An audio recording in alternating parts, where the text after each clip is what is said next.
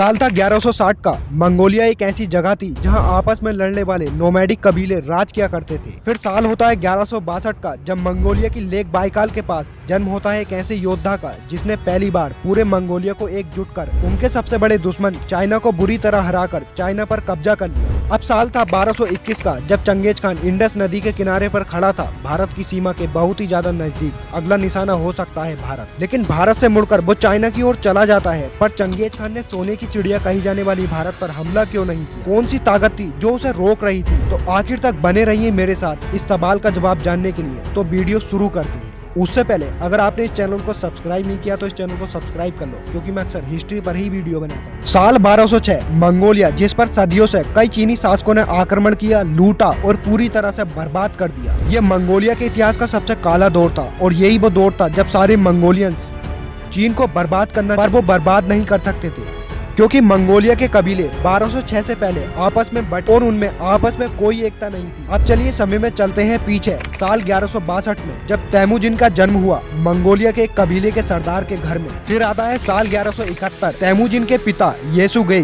बगातु की मौत हो जाती है और मौत का कारण था एक दूसरे कबीले द्वारा जहर दिए जाना। ये तैमूजिन और उसके परिवार की जिंदगी में बहुत ही बड़ा मोड़ था, क्योंकि तैमूजिन के पिता की मृत्यु के बाद उसे और उसके परिवार को कबीले से बेदखल कर दिया गया और किसी तरह तैमूजिन और उसका परिवार इस मुसीबत से बच जाता है।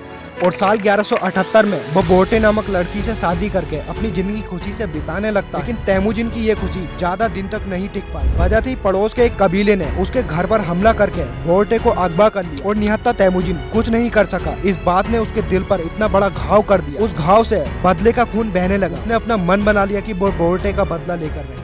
लेकिन वो एक पूरे कबीले पर आक्रमण अकेला नहीं कर सकता था और तैमूजिन को ये पता था कि इस बदले में उसका साथ एक ही इंसान दे सकता था, उसका ब्लड ब्रदर जमुखा। और उसके इस विश्वास पर जमुखा भी खरा उतरा। उन दोनों ने रातों रात मिलकर दुश्मन के कबीले पर हमला बोल दिया और बोर्टे को वहां से छुटा लिया। अब इनका एक काम पूरा हुआ और अब वक्त आ गया था उनके दूसरे मकसद को पूरा करने का, वो काम कर दिखाने का जिसका सपना मंगोलिया के हर एक इंसान ने देखा था, चाइना से बदला। अब इन्होंने मंगोलिया के छोटे छोटे कबीलों को एकजुट करके एक बड़ी आर्मी का गठन किया। अब तैमूजिन और जमुखा को रोकने वाला तब जमुखा की आर्मी और तैमूजिन की लीडरशिप में दोनों ने धीरे धीरे करके सबसे पहले मंगोलिया को अपने कब्जे में ले। पर एक म्यान में दो तलवारें नहीं रह सकती थी, इसी तरह मंगोलिया का खान एक ही हो सकता था। इसी वजह से दोनों के बीच एक जंग छिड़ गई। नतीजे में दोनों तरफ के सैनिकों ने अपने अपने लीडर को चुनना शुरू किया, जिसमें तैमूजिन का पल्ला भारी था, क्योंकि तैमूजिन एक ऐसा उम्दा लीडर था जिसकी लीडरशिप में सैनिक हो या एक चीफ, सबको एक ही तरह से देखा जाता था। और ये बात देखकर जमुखा के लोग भी तैमूजिन की तरफ जुड़ने लगे, जिसकी वजह से जमुखा को हराकर तैमूजिन बन गया मंगोलिया को एक करने वाला महान लीडर, एक ऐसा रूलर जिसको इतिहास के पन्नों में एक ही नाम से जाना जाता है, चंगेज खान। वो चंगेज खान जिसने हमेशा अपने जीवन का एक ही लक्ष्य रखा, दुश्मनों से बदला। और इस बदले के तीर का अगला निशाना था चाइना, जिसमें उसका पहला दुश्मन था वेस्टर्न सिया, वो इलाका जो मंगोलिया के सबसे करीब था। दूसरा दुश्मन था जिन एम्पायर, जिसने मंगोलियंस का जीना दुश्वार कर दिया था। और इसीलिए कोई भी देरी न करते हुए उसने चाइना पर हमला कर दिया और सिर्फ 5 सालों में यानी 1210 तक वेस्टर्न सिया को पूरी तरह से अपने कब्जे में कर उसे अपना गुलाम बना लिया। अब उसका दूसरा बड़ा दुश्मन बाकी था जिन एम्पायर, और सन 1215 में उसने जिन एम्पायर को भी जीत लिया। हैरानी की बात तो ये थी कि जिस चाइना ने कभी मंगोलियंस पर अत्याचार कर राज किया था, वो चंगेज खान की वजह से इतने मजबूर हो गए थे, उन्होंने अपने आप को बचाने के लिए दीवार बना ली। वो भी कोई ऐसी वैसी दीवार नहीं, the great wall of China. लेकिन पूरे देश को एक झटके में खत्म कर देने वाले चंगेज खान को एक दीवार क्या रोक सकती थी? चाइना की the great wall of China को आसानी से पार करके उसने जिन एम्पायर को भी जीत कर अपने कब्जे में कर लिया। और आखिरकार चंगेज खान ने वेस्टर्न सिया और जिन एम्पायर से अपने देश का बदला ले लिया। चंगेज खान की बदले की आग अभी नहीं बुझी थी, क्योंकि जहाँ चंगेज खान अपने दुश्मनों से युद्ध नीतियाँ सीख उन्हें मात दे रहा था, दूसरी तरफ 1218 में उसके ही पड़ोसी काराखिते एम्पायर ने एक मंगोलियन शहर को अपने कब्जे में लेते हुए उसके राजा और चंगेज खान की दामाद की हत्या कर दी, यानी जिस थाली में खाया उसी में छेद किया, वो भी चंगेज खान। जैसा कि आपको पता है एक मंगोल अपना अपमान नहीं भूलता, इसीलिए अपने साथ हुए इस धोखे का हिसाब करने चंगेज खान काराखिते पहुंचा और पूरे एम्पायर पर हमला कर उसे पूरी तरह से बर्बाद कर दिया। और एक बार फिर चंगेज खान ने अपना बदला ले लिया। बर्बादी और बदले का ये सिलसिला चंगेज खान को चैन की सांस ही नहीं लेने दे रहा था, क्योंकि अब उसके ही नए पड़ोसी ने उससे दुश्मनी ले ली,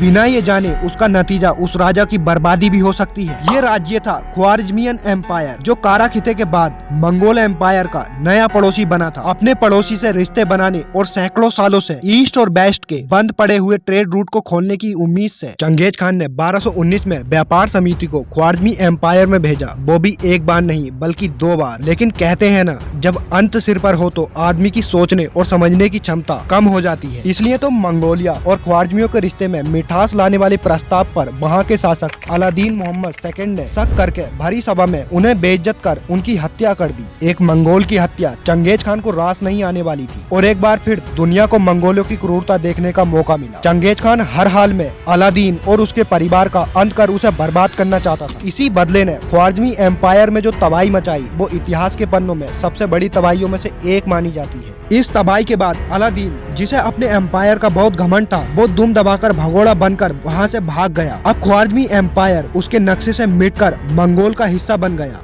इसके बाद पिता की जिम्मेदारियों को अपने कंधे पर लेते हुए जलालुद्दीन ने मंगोलों को हराने की काफी कोशिश की, लेकिन इन कोशिशों में हारने के बाद उसे कुछ हासिल नहीं हुआ। अपनी इन्हीं असफलताओं से कोई सीख न लेते हुए जलालुद्दीन ने भारत में दिल्ली सल्तनत से मदद की गुहार लगाई और चंगेज खान भी उसका पीछा करते हुए सिंधु नदी के पास आ गया। लेकिन दिल्ली सल्तनत के सुल्तान ने अलादीन के बेटे की मदद करने से इनकार कर दिया। अब जब भारत के सुल्तान ने अलादीन के बेटे की कोई मदद न की थी, इसलिए चंगेज खान के पास भारत से बदला लेने की कोई वजह नहीं थी और शायद इसीलिए उसने कभी भारत पर हमला करने का सोचा ही नहीं, क्योंकि चंगेज खान वहाँ पर हमला करता था जहाँ पर उसकी कोई रंजिश हो। अब भारत पर हमला न करने की दूसरी वजह ये भी मानी जाती है, साल 1221 में जब वो ख्वारिज़मी एम्पायर का खात्मा कर रहा था, तभी जिस वेस्टर्न सिया पर उसने कब्जा किया था, उसने चंगेज खान की मदद के लिए युद्ध भूमि में अपनी सेना भेजने से इनकार कर दिया। ये चंगेज खान के लिए किसी धोखे से कम नहीं था। इसलिए ख्वारिज़मी का युद्ध खत्म करने के बाद वो एशिया के बाकी हिस्सों में अपना दबदबा बनाने के बजाय वापस चाइना की ओर बढ़ने लगा।